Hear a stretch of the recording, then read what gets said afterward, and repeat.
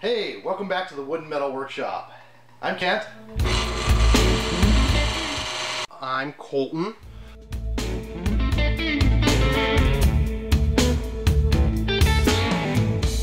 Hey guys, welcome back to the Wood and Metal Workshop. I was reading a thread on the Garage Journal earlier today, and I guess a little bit last night. It was about going to an auction for the first time, not knowing what was out there, what was going on, how things worked. So I decided to do a little video, little my background. I've been going to auctions since I was old enough to walk. I've made some good deals, I've made some bad deals. You just got to go with the flow and take it easy. So I'll go over a few things that I do at auctions, what to expect, at least for our local auctions. Other parts of the country and the world may work a little differently, but up here, around here, we have live auctions. I prefer to going to estate auctions and farm auctions. I find that's where I get my best deals. Occasionally I'll go to a business closing auction, that kind of thing. Business clear out, or just businesses getting rid of stuff, and I've got some really good deals at those. But you got to watch what you're buying and know what stuff's worth before you go ahead and buy it. So that's my background. One of my first things I'm going to tell you is to arrive early. If they say the auction's going to start at 10 a.m., get there no later than 9 o'clock. You want to have time to look around and dig through boxes and get a good idea of what's there, what you're interested in, what you're not interested in, where it's positioned, and it'll give you a good idea of how your day is going to go. Next thing to do is, after you've looked around and gotten a good idea of what's there, and you see some stuff that you want to bid on, the next thing you have to do is get a bidder number. Now, they do it mostly the same way. You walk up, you give them your driver's license, they scan your driver's license in their machine, they attach it to a bidder number, write down your phone number, and hand it to you, and you're set to go. Don't lose that. Anything that is bid on with that card, you are now responsible for. So keep it safe. Most auctions, and especially lately I've been seeing, is the auctioneers will not just take your number by you calling it out. They want to physically see that card saying, hey, you're number 189, okay? So that's your safety, is to keep that number with you. If you decide you want to leave the auction, you haven't bid on anything, what I do is I go up and I check with the cashier and turn in my number.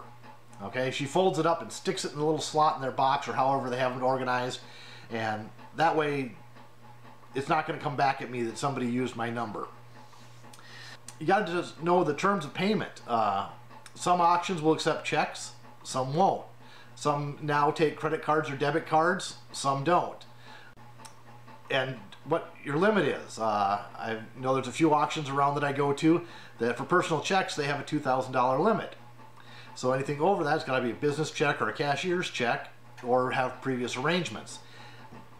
A lot of times they'll set that up for you at the auction. If you go in and say, hey, you know, I'm going to be bidding on this, I know it's going to go above your check limit, and I'm not going to carry that much cash with you. Usually you can work it out ahead of time, as long as they know that you know, you're prepared. They're just not Joe off the street. You're going to bid up a $5,000 item and write them a bad check. Sometimes a vehicle or something with a higher price range, you won't be able to take it with you. You'll write them the check, and then you'll be able to pick it up after that check is cleared. Those are some arrangements that can be made. To go along with the payments, there's sometimes fees, they call them buyer's premiums, and of course sales tax.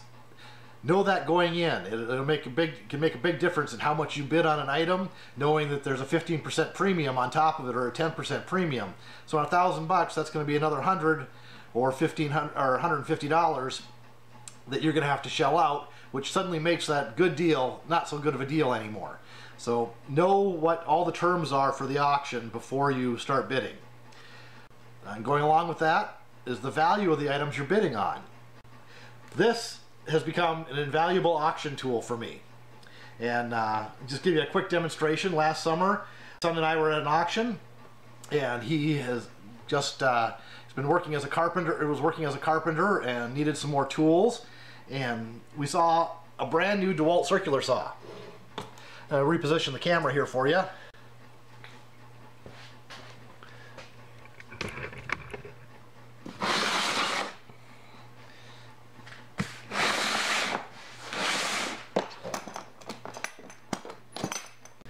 Okay, so we saw this brand new DeWalt circular saw in the case.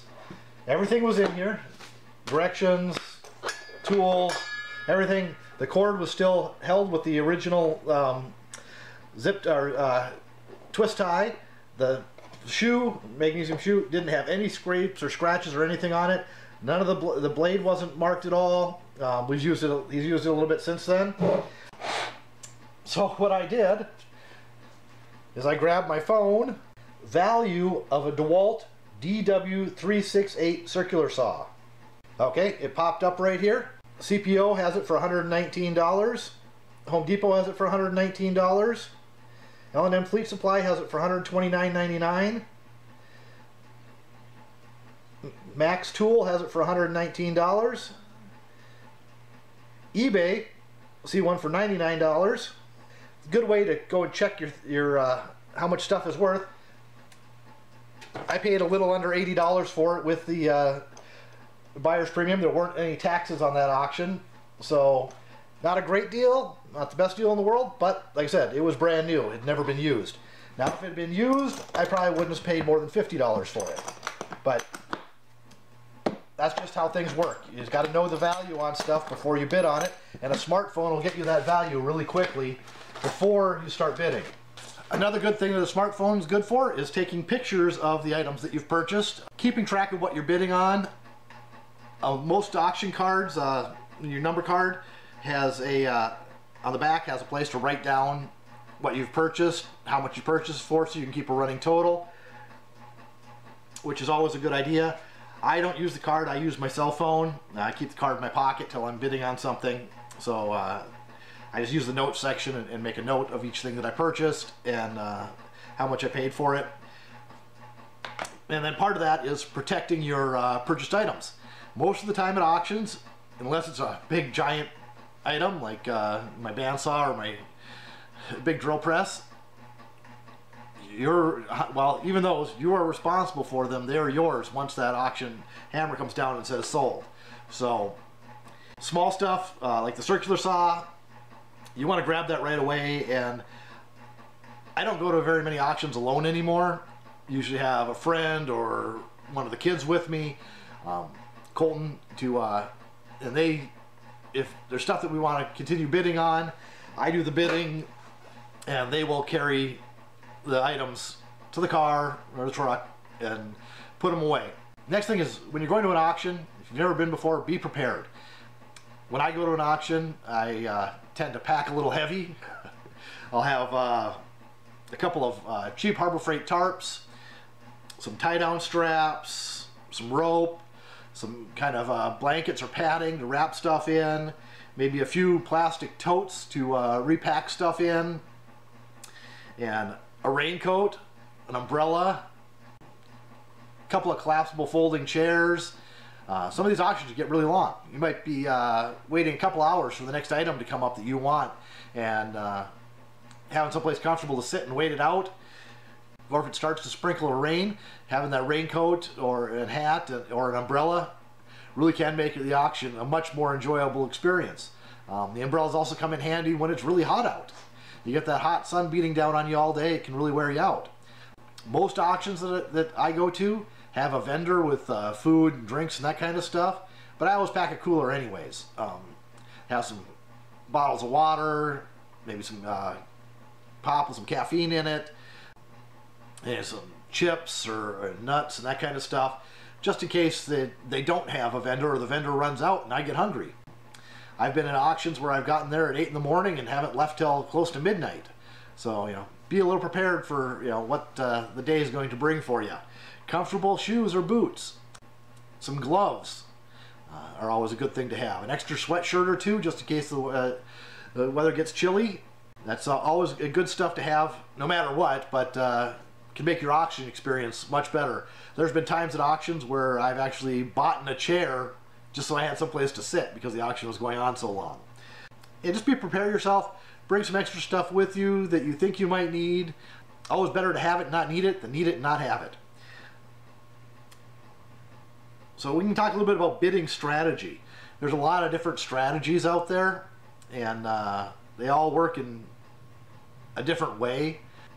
Now, most of you who haven't been to auctions before, you're not going to know the auctioneer. Several of the auctions that I go to, I know the auctioneers on a first name basis. They know me, they recognize me, so they're, and they know that I'm a bidder and a buyer. So it's not as hard for me to get their attention. But I've seen people get really frustrated when they're wanting to bid and nobody's looking their way, and they're just making tiny little movements like, hey, hey, hey, if you want to get that next bid in, take that card or the auction flyer or something and be over there. Yo, over here. Let them know. Once you've got a bid in, then you can step back and do the head nod or the finger point to continue on bidding. Once they know you're in the bid, they'll keep looking at you. But if you're just getting in or have been out of the bid for a long time, they may not notice you. There's a lot of people milling around. There's usually your crowd, because it's a big crowd, and you got to make yourself noticed. Make sure you're going to be able to put yourself out there to make a bid and get in on the action if you want in on the action. Then it's when to bid. I use a bunch of different strategies depending on how the crowd is that day. How, a lot of times lately stuff will start really slow. The auctioneer starts the bid really high, and you wait and wait and wait and wait and wait for it to come down to a reasonable number, so you can turn around and bring it right back up to where he started at. But sometimes it doesn't go that high, so nobody wants to make that first opening bid. Say the circular saw, for instance, we showed. If I know that I was wanting to bid on that, okay, the auctioneer brings it up and says the next item up is this. Let's start the bidding at, I think he started at $150 or something like that. I just jumped right in and said 25. And started that bid, and somebody said 30, and I, boom, right away, jumped in on that 35. And by slamming those bids in first and quick, you can drive a lot of the other bidders away, because they're going, okay, this guy wants this. He's not hesitating at all to up the bid.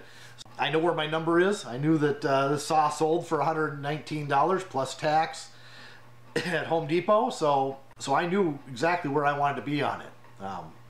I wanted to pay $75 on that with the fees and taxes. In this case, like I said, there was no taxes on it, but there was a 10% buyer's fee. So I knew that on $75, that would be $7.50. So I said, okay, well, $68.50 is going to be my top bid. And I think, if I remember correctly, $68.50 was my top bid. And that's right where I wanted to be. I think I probably would have got 80 on it, but save $40 on a brand new saw, not too bad. Another thing is to let somebody else start the bidding, and you come in a little bit later. Let some people get through the first bids, see if it's blowing way past your number before you even bother getting in on the bid, and you can just what I call slow playing it. So get in on the bid. Say you're at $40, and auctioneer goes to somebody else and says 45, and they say yes, and comes back to you and says 50, and just think about it. He's going to come back 50, 50, 50, 50, and you go, yeah, okay, 50. And then he's going to go back to the other guy and say 55. If that guy jumps in, boom, 55 right away, no hesitation, he comes back to you at 60, and you're going to go,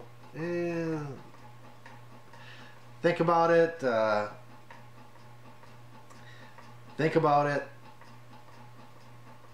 okay, 60. And then now you got the other guy thinking. This guy's saying that whatever this is getting really pretty close to its auction value. And so he's going to start thinking, 65, 60, okay, 65. And the auctioneer's going to come back to you and go 70, and you're going to go, think about it for a little bit, and then go $67.50. And auctioneer usually take that because he wants to keep the bid going, because the more money he gets for the item, the more money he's going to make, but he doesn't want to waste all day on it either. So you got to watch that. Sometimes slow bidding like that, he'll just turn and say sold. So you just got to kind of read the auctioneer and read the crowd and see what they're doing. That is kind of my preferred way of bidding. I don't like being in first, and I like being in last. Another way to do good stuff is at some of the bigger auctions where they're selling larger lots of stuff. A lot of times you can go to the winning bidder and say, hey, you know what? I didn't want all this stuff, but I want that and that. I'll give you, 20 bucks for it. And a lot of times they'll sell it to you. Because those guys buying those bigger lots, a lot of times they're selling it for resale. They're buying it for resale. And if they can sell it before they even have to load it up, it makes them happy. I've done it at an auction a couple years ago. There were 3 of the Craftsman sheet metal workbenches with the fiberboard tops. I really didn't have an interest in the benches. And they were selling them one at a piece, but there's one of them that had this on it, which I did want. So I got in on the bidding, and I won the bid at $35. And the guy asked me how many of them I wanted, and I said I want that one with the vise on it. And he turned to the backup bidder and said, hey, do you want the other one at $35? And the guy said, yeah. And I said, so immediately that clicked. I had no use for the workbench, didn't want the workbench. And so I went over and said to the guy, I said, hey, you want that other one for 25 bucks? I just want the vise. And he said, sure, I'll give you 25 bucks for it. So he gave me $25 cash. I took the vise off, put that in my truck, and so I paid $10 for the vise. Works well. So there's all kinds of good strategy and ways to do well at an auction other than just bidding low on stuff.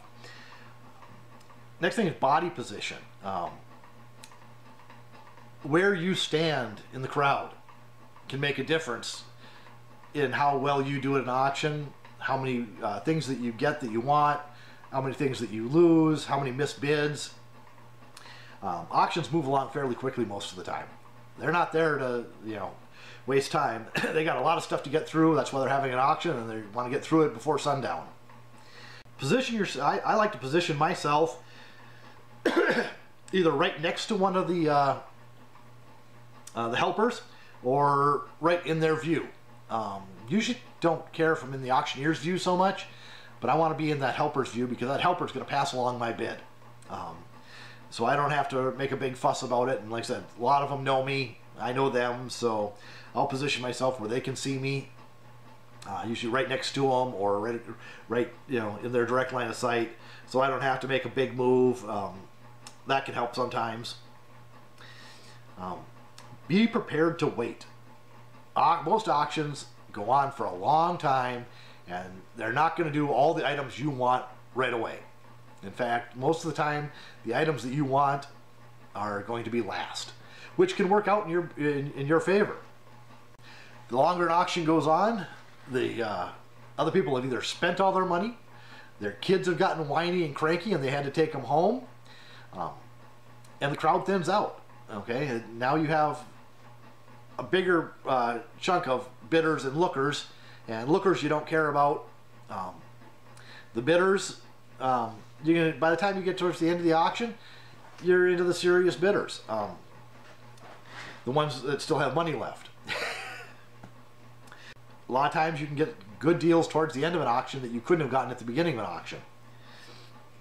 Things to watch out for: buy the money, so they'll have 3 of these circular saws, and the auctioneer will call it 3 times the money before he starts the bid. Well, that means if you bid $100 on it, now you're paying $300 because you're taking all 3 of them. So something to watch out for. It's bitten me a couple of times when I wasn't paying attention, where I've gotten, you know, probably maybe bid a little bit too high to get what I thought was one item when it's actually I'm paying 3 times the money on it.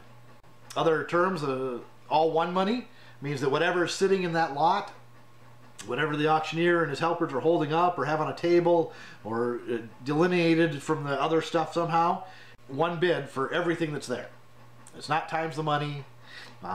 Another thing that they call is all to go is another term they use for that, which means that everything in that lot is all one money.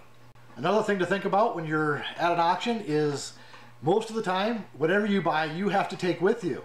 So if you buy that big drill press or bandsaw or table saw and you didn't plan for that ahead of time, you gotta think, how am I gonna get this home today? Not 2 weeks from today, today. Sometimes they'll have time set up where you can come back and get bigger things. Sometimes they don't. It all depends on the auction. That's something you want to ask about ahead of time before you bid on something big that you're not set to carry away. I like to take my truck and a trailer with me if I know that there's some bigger stuff that I might bid on. Just be prepared. Like we said before, being prepared is the key to going to an auction. Those are some good tips. I hope that helped out for some of you who've never been to an auction. They can be a lot of fun. They can be boring as hell. And you can get some good deals, you can get some not so good deals, but if you kind of know what you're looking for and take some time to look stuff over and know what and use your smartphone to look up some prices so you know what retail is. So I mean, I don't see any point in paying retail at an auction when I can go pay retail at Home Depot and get a warranty with it. So get out there and bid on some stuff and have some fun. And if you have any other tips, why don't you put them down in the comments. Any questions can go down there too. I'll try to do my best to answer them. You all have a great day, and we'll catch you later.